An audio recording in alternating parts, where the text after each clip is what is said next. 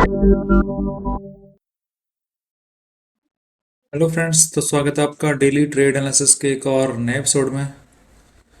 तो फ्रेंड्स, जैसे कि आपको पता है कि जो हमारी डेली ट्रेड एनालिसिस की जो सीरीज़ है, इसमें हम रोज़ के जो इंट्राडे ट्रेड होते हैं, जो मैं इंट्राडे ट्रेड करता हूँ, उसके पीछे मेरी साइकोलॉजी क्या होती है, उसके जो ट्रेड है उसमें मैं एंट्री कैसे करता हूँ और किस तरीके से मैं अपना टारगेट बुक करता हूँ, मैं आपको इसमें डिटेल डिस्कस करता हूँ।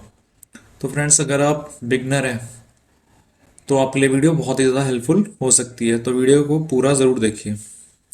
तो चलिए शुरू करते हैं। तो फ्रेंड्स, ये निफ्टी का 15 मिनट का चार्ट मैंने खोल लिया। और पहले मैं आपको ट्रेड की तरफ दिखा लेता हूँ मेरे जो ट्रेड आज के। तो फ्रेंड्स, आज मैंने ज़्यादा ट्रेड किया नहीं है, दो ट्रेड ओनली किए हैं। ये 18,100 की पुट को मैंने दो बार ट्रेड किया और उसके अलावा मैंने एक स्टॉक में ट्रेड किया। तो ओवरऑल मैं प्रॉफिट में निकला हूँ।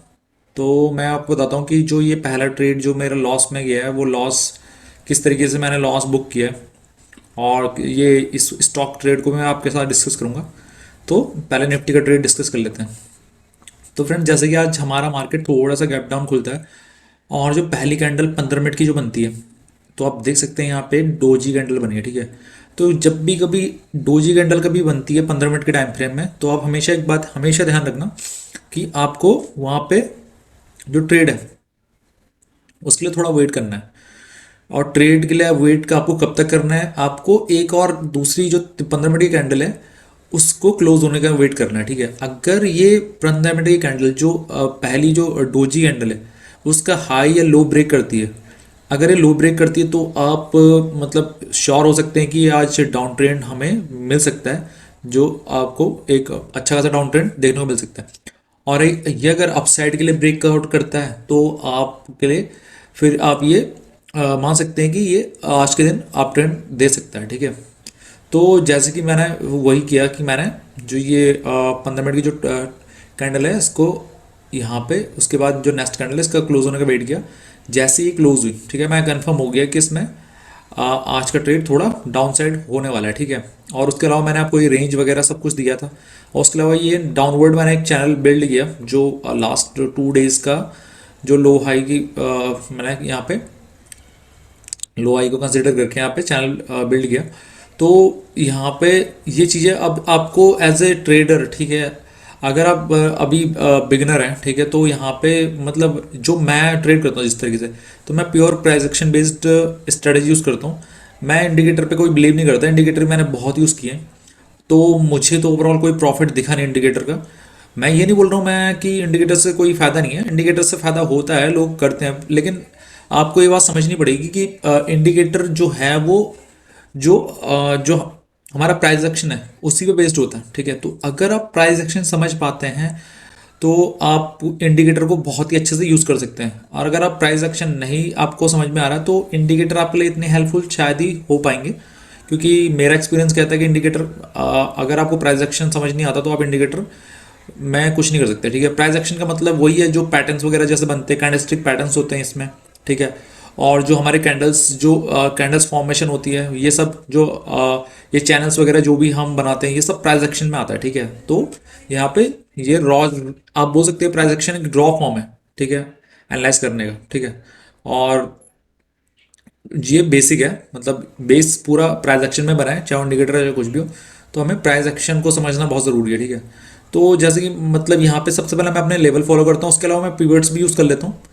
उसके अलावा चैनल्स वगैरह ये मतलब कभी मतलब आपको हमेशा ऐसे नहीं लगेगा मतलब कि ये प्योर काम करेंगे, ठीक है। जैसे यहाँ पे इस चैनल में ये इस चैनल का ना इसने अपसाइड ब्रेक डाउन दिया है ना, मतलब ऊपर ब्रेकआउट दिया है, ठीक है, कुछ नहीं किया।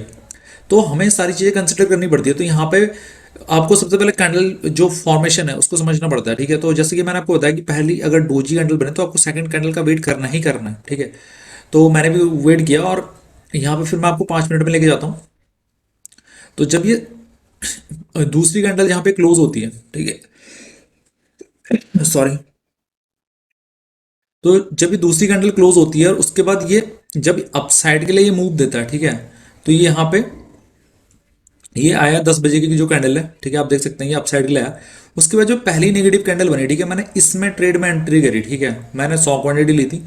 तो हुआ क्या कि ये ट्रेड पहले अच्छा खासा, दूसरी कैंडल मेरी 5 मिनट की यहाँ पे जो मेरे ट्रेड है उसमें 5 मिनट जो नेक्स्ट कैंडल बनी थी उसमें थोड़ा सा प्रॉफिट हुआ। फिर ये थोड़ा सा यहाँ पे रेंज बना के यहाँ पे मेरा स्टॉप लॉस ने हिट किया, ठीक है। और मैं यहाँ से लॉस में निकला, ठीक है। ये लॉस मेरा 2 से 2,500 का हो चुका था, क्योंकि आज आपको पता है एक्सपायरी के दिन ऑप्शंस बहुत ही ज़्यादा फास्टली मूव करते हैं, ठीक है। और यहाँ पे मेरा जो प्रिडिक्शन था वो सही था, लेकिन मेरी जो एंट्री थी वो एंट्री इतनी सही नहीं रही। और जैसे कि मैंने आपको बोला है, मैं 10 से 15 पॉइंट्स से ज़्यादा मैं स्टॉप लॉस रखना प्रीफर नहीं करता। तो जैसे मेरा स्टॉप लॉस था, मैंने स्टॉप लॉस लिया अपना यहाँ पे, जैसे ये यहाँ पे मैंने एंट्री कर ली थी इस कैंडल में, यहाँ पे मेरा स्टॉप लॉस हिट हुआ, मैं यहाँ से निकला, ठीक है। उसके बाद जब इस रेंज के बाद इसने छोटी सी ये कैंडल एक और बनाई, फिर यहाँ पे मैंने दोबारा से एंट्री करी, मुझे लगा अब ये इस चैनल को निकाल के नीचे, लेकिन फिर से ये ऊपर मूव किया, तो ये मेरा लॉस लगभग 3,000 का हो चुका था, ठीक है। और ये थोड़ा सा मेरा कंपनसेट ये लास्ट में हुआ है। तो लास्ट में जो मैंने ट्रेड किया था वो इस कैंडल पे किया था, जो यहाँ पे इस कैंडल के बाद जो ये वाली कैंडल है इसमें ट्रेड किया। ये नीचे आया, इसने अच्छा खासा प्रॉफिट भी दिया, लेकिन ये सडनली ऊपर चला गया। फिर मैंने जितना भी अपना यहाँ पे मुझे 10-15 पॉइंट मिले, मैंने उसको यहाँ पे निकाल लिया, ठीक है।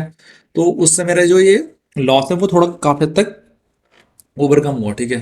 तो इस तरीके से फिर उसके बाद तो यहाँ पे कोई मतलब था नहीं ट्रेड करने का इतना, क्योंकि यहाँ पे अब मार्केट यहाँ पे रेंज बना सकता था, कुछ भी कर सकता था। और आज एक्सपायरी है, तो एक्सपायरी के दिन आपको पता ही है जो प्रीमियम है वो कितनी जल्दी जल्दी ख़त्म होता है, ठीक है। तो मतलब वो जो टाइम डिले बहुत जल्दी होता है, और प्रीमियम वैल्यू बहुत जल्दी अप डाउन होती है। तो आपके लिए मतलब ये इतना लास्ट में ट्रैप होना कोई मतलब यहाँ पे अच्छा नहीं है, ठीक है, एज ए बिगनर, ठीक है। तो अब मैं आपको ये बताता हूँ बैंक ऑफ बड़ौदा का जो मैंने ट्रेड लिया ये कब लिया और क्या मेरी स्ट्रेटेजी थी। तो फ्रेंड्स, जो मैंने मॉर्निंग ट्रेड लिया था ये दोनों मैंने साथ में ले लिया था। मैंने ऑप्शन का भी साथ में ले लिया था, बैंक ऑफ बड़ौदा का भी मैंने साथ में ले लिया था। और इसमें मैंने लंबा खेला। मैं आपको बताता हूँ मैंने ट्रेड कब ले लिया था। तो मैंने ट्रेड आपका, जहाँ ये वाली कैंडल के बाद जब ये वाली कैंडल, ये रेड कैंडल बनी ये वाली, इस वाली कैंडल की क्लोजिंग में मैंने ट्रेड लिया, ठीक है।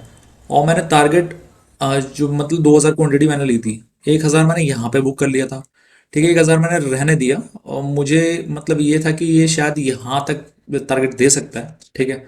S1 160 का टारगेट मुझे आज मिल सकता है। लेकिन उसके बाद जब ये ऊपर गया, फिर मैंने यहाँ पे होल्ड करके रखा, ठीक है। 1,000 क्वांटिटी मैंने होल्ड करके रखी, ठीक है। फिर ये नीचे गया, फिर ये अभी दोबारा से ऊपर गया, तो फिर मैंने यहाँ से एग्जिट किया, और लगभग 5,000 का मैंने प्रॉफिट इसमें बुक किया, ठीक है। और ओवरऑल अगर यहाँ पे जो लॉस था, ये प्रॉफिट था, ओवरऑल मेरा 3,300 का प्रॉफिट मैं आज निकाल पाया हूँ, ठीक है। तो फ्रेंड्स, आपको हमेशा इस चीज़ ध्यान रखनी है एज ए बिगनर, अगर आपको किसी स्टॉक में अच्छा ट्रेड मिल रहा है तो आप स्टॉक भी कीजिए, ठीक है।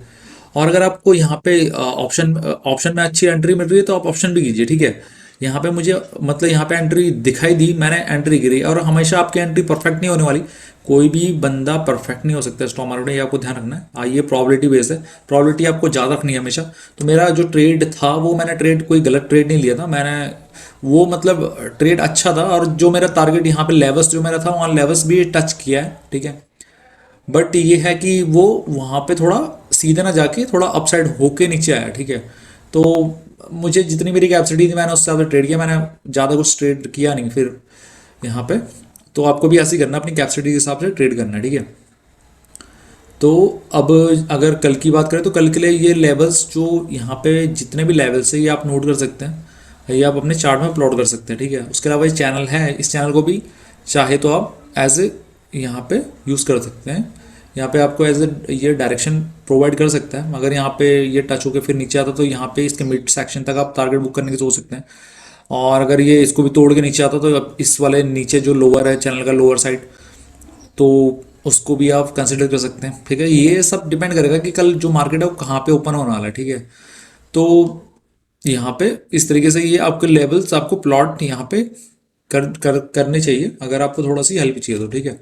और अगर मैं बैंक निफ्टी की बात करूँ तो बैंक निफ्टी के लिए आपके लिए ये लेवल्स, ये जो कल के लेवल्स रहेंगे वो ये होने वाले हैं जो मैंने ये प्लॉट किए। ये लेवल्स आप चाहे तो अपने चार्ट में प्लॉट कर सकते हैं, ठीक है।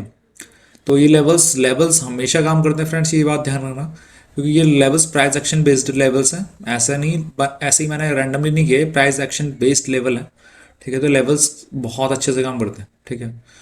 तो आप चाहे तो इसको अपनी जो प्रैक्टिस है, जो आपकी ट्रेडिंग प्रैक्टिस है उसमें यूज़ कर सकते हैं। तो फ्रेंड्स, आशा करता हूँ आपको वीडियो समझ में आया होगा और अच्छा भी लगा होगा। तो अगर आप इस चैनल में नए हैं तो चैनल को सब्सक्राइब कर दीजिए और वीडियो को लाइक ज़रूर कीजिए। तो मिलता हूँ आपको कल नेक्स्ट वीडियो में, तब तक के लिए अपना ख्याल रखिए। Okay, see you, take care.